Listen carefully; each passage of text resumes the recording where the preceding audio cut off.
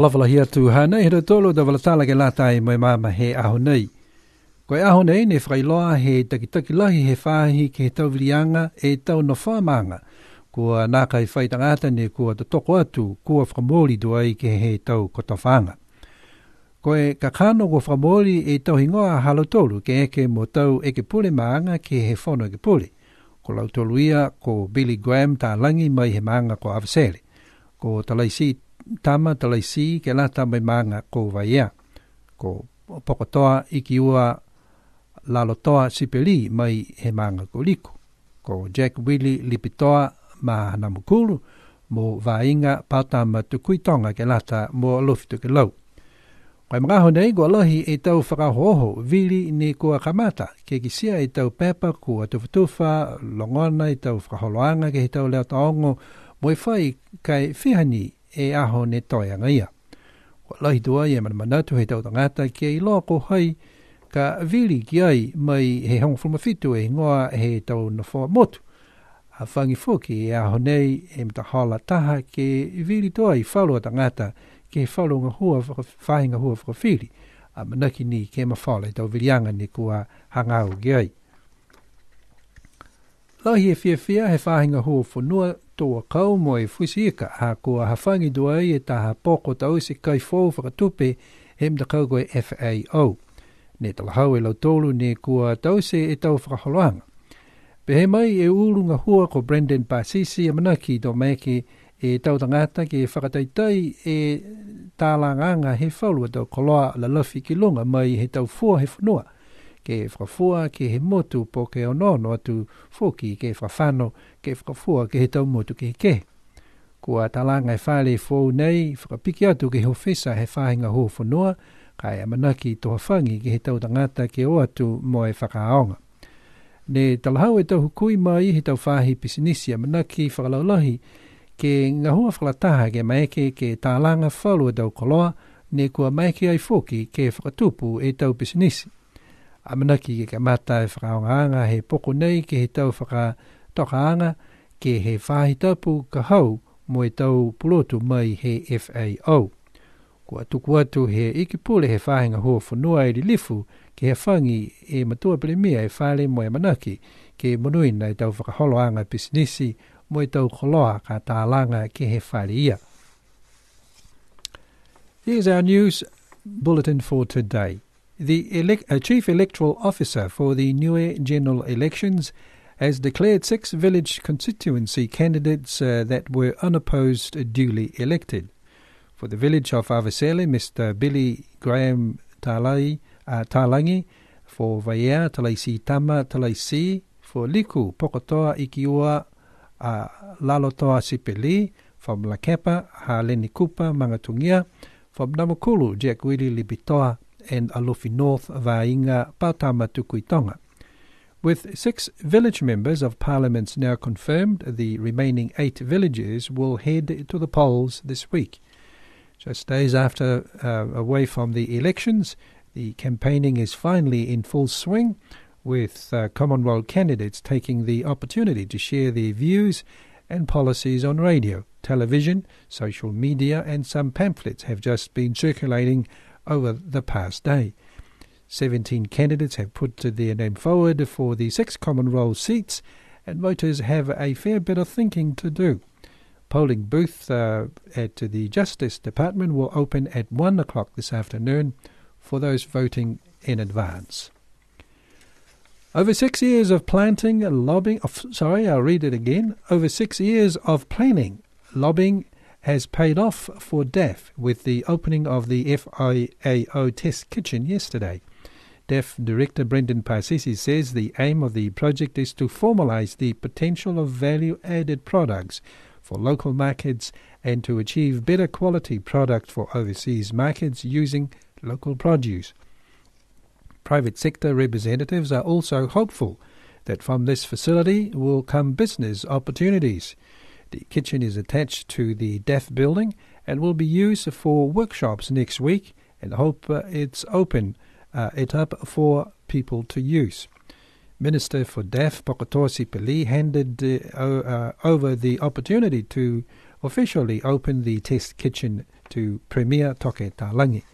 Next week, a series of workshops will be held with FAO representatives and people from the community interested in developing value-added products.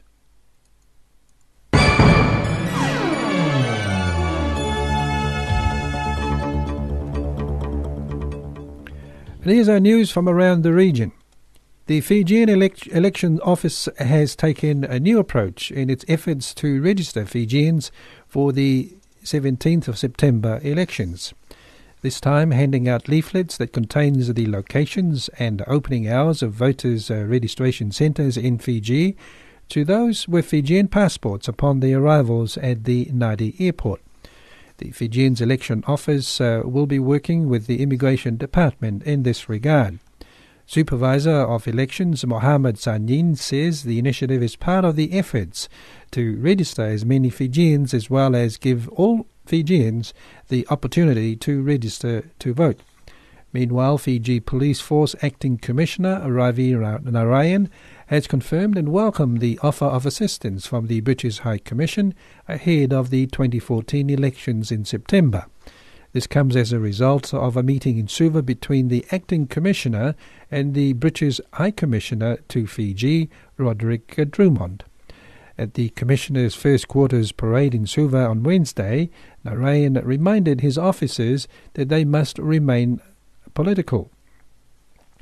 He said, officers, that the force was not for persons who want to associate themselves with a political party. Taiwan on Tuesday announced emergency aid worth $2 million, that's US $275,000, to assist a victim of last week's devastating flood. A statement from its embassy in Honiara said the assistance will be delivered in kind and in cash to assist the government in its relief efforts. Vanuatu's opposition says it will boycott tomorrow's sitting of Parliament because it strongly disagrees with the government's way of dealing with the major airport project. The government has been in talks with the Singaporean company to build a new international airport on Efate and modernise others around the country. An opposition MP, Calvo Moli, says a committee is set up to vet the plans has been kept in the dark. Moli says the opposition also disagrees with the terms demanded by the Singaporean company. New Zealand is airlifting more relief supplies to the flood-stricken Solomon Islands. New Zealand Foreign Minister Murray McCully says a C-130 Hercules will leave on Friday for Honiara. It will be the second C-130 flight from New Zealand to the Solomons, where 23 people are reported to have died and infrastructure has been badly damaged by heavy rain and high winds and that struck on the weekend. Defence Minister Jonathan Coleman says the New Zealand Air Programme, Defence and Health teams are already on site doing damage assessments. The New Zealand government has so far donated around 1.6 million New Zealand dollars to the relief effort. The death toll from the damaging flood has reached at least 24. A Royal Australian Air Force, Hercules transported Department of Foreign Affairs and Trade representatives and the Defence Assessment Team to Honiara on Sunday, 6th of April. A second RAAF C-130J Hercules carrying an additional personnel and Australian aid humanitarian relief supplies arrived on Monday the 7th of April. The Defence Assessment Team are conducting rapid damage assessments and providing specialist planning support to DFAT relief efforts to assist the thousands of affected residents in and around Honiara. The Mataniko Bridge along Honiara's main supply route is one of the few remaining bridges on the island, but suffered severe damage after several days of sustained rainfall resulted in flash flooding.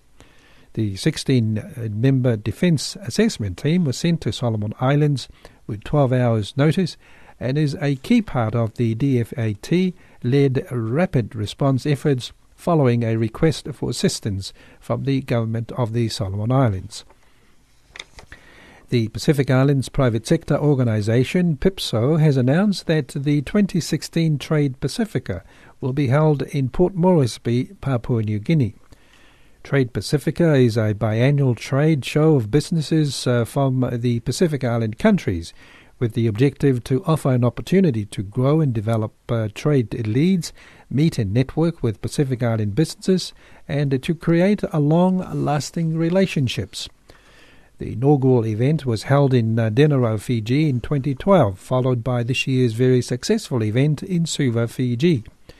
The hosting of the third Trade Pacific event in PNG was anonymously endorsed by the 14 Pacific Islands private sectors members of PIPSCO.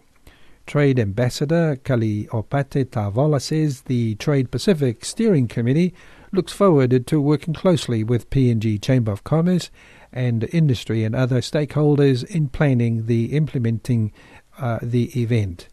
The decision for PNG to host Trade Pacifica 2016 follows a proposal put to the 2014 Annual General Meeting of PIPSO held in Suva on Tuesday, 31st of March, by Papua New Guinea Chamber of Commerce and Industry.